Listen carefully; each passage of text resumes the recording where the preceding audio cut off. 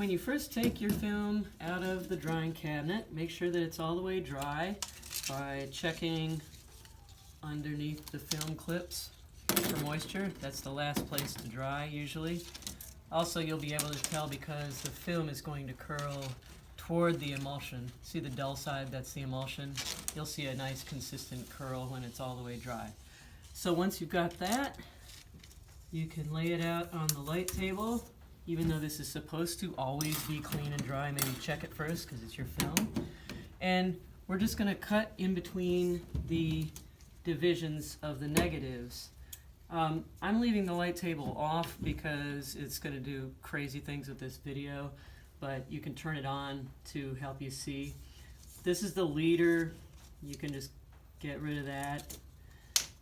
And so now I'm going to count 1, 2, 3, 4, 5 and cut carefully right in between them. If you have a gap like this, you can still just cut it just as long to give yourself a little extra to hang on to. And so you're going to cut all the rest of the film up, assuming you have negatives. I'm using some blank film that got left behind in the cabinet, so as you can see there really aren't any negatives showing on here. But you would just follow through cutting it all up. Take a negative sleeve, they're provided on the wall here, and you want to put your film in so the shiny side is up. You got holes to put it in your binder on this side. So you want to put it so that the images are right side up and the shiny side's going forward, and you just slide them right in there. So you just keep filling up the sheet. Try not to handle the negatives too much. You know, you can hang on by the sprocket holes and move things in pretty well without putting fingerprints on your stuff. And so you get the idea. For the next step, you will need the handout on how to make a proof sheet, and that's right outside the darkroom door. You'll actually make this keeping your negatives in the clear carrier, and of course you'll need your handy darkroom towel and your pack of photo paper. Okay, next you are going to need that same piece of black mat board that you used to make your photogram. You're going to follow the same procedure there of turning on the light and zooming the enlarger up and down as you need in order to make sure that it's covering the entire black mat board. I'm doing this demo with the lights on for obvious reasons, so just refer to your notes if you forgot how to do that. Now you're going to need another thing, which is a pane of glass.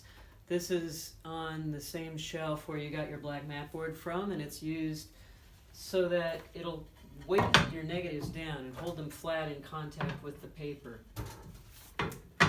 So set that where it's not going to fall off on the floor. Your negatives, remember, stay in the plastic sheet. And the first thing you're going to do, rather than just guess, is to make what's called a test strip. So to make test strips, you're going to, remember, with the safe light on, take out one sheet from your pack. We have scissors hanging at each enlarger station, or you could also just walk over and use the paper cutter. I would just cut that one sheet up into about 4 or 5 strips. Again, do not do this in the light. I'm only doing it in the light because it's a video. So keep one of those strips out and put the rest back inside your plastic bag. That's the only place that they will be protected from light. The package does not protect them. Fold it over, and that will keep it safe in the event that someone else comes in by accident. So you're going to put this sheet of paper down, emulsion side up. Make sure the shiniest side is up. Any part of your proof sheet then goes over that, or your strip of negatives goes over that. Shiny side up, and the glass goes on top of that. Now, I'm going to take a another piece of mat board or just something solid that'll block the light. And with my timer set for 3 seconds, I'm going to cover all except for the end of my test strip. I'm going to just pick this up and angle it so you can see what I'm talking about. So I'm going to cover all of that, and I'm going to click the timer 1 time. So that part is now getting exposed to light for 3 seconds, exactly, right? Your handout tells you what aperture to use, you know, something kind of in the middle, medium bright would probably be good. We're now going to move that piece of mat board over just a little bit, okay? Again, I'm just moving this so you can see. Click the timer again. Now this area that we started with has 6 seconds of exposure, and the area we just revealed only has 3. If I move this again and click it again, now this area is getting 3 seconds of exposure, and more exposure is building up on the area that's still uncovered from previously. So I'm just continuing down, and if you think about it, I'm just creating a successive amount of exposure as I move on down the piece of paper. So it's just click, move, click, move, click, move.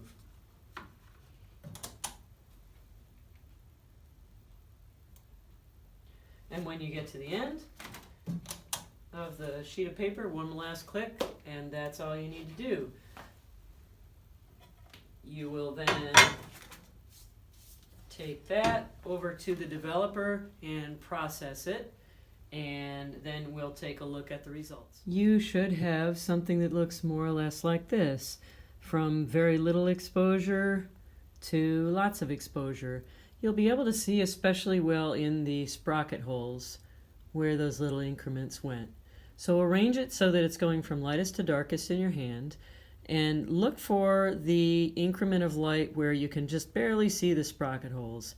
To me that looks like maybe right about here.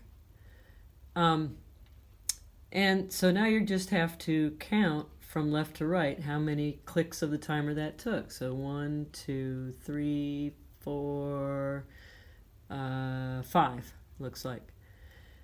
And so 5's the number.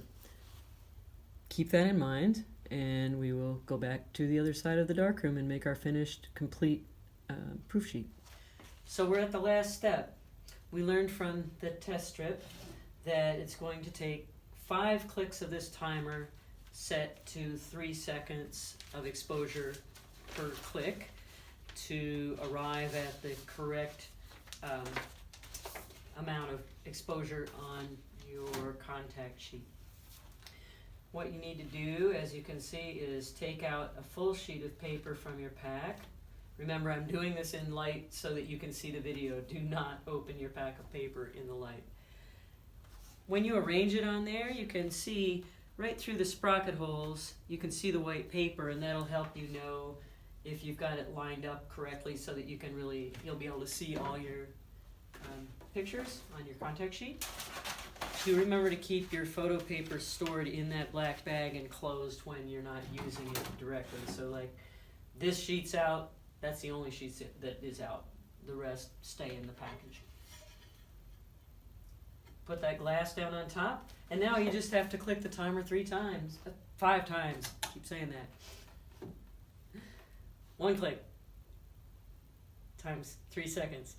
2 clicks times 3 seconds, etc. on up to 5 clicks of the timer. It's actually going to come out a little more accurate if you go to the trouble of just repeating the steps that you did for your test strip rather than readjust the timer to 3 times 5 equals 15 seconds. I can explain that in another video.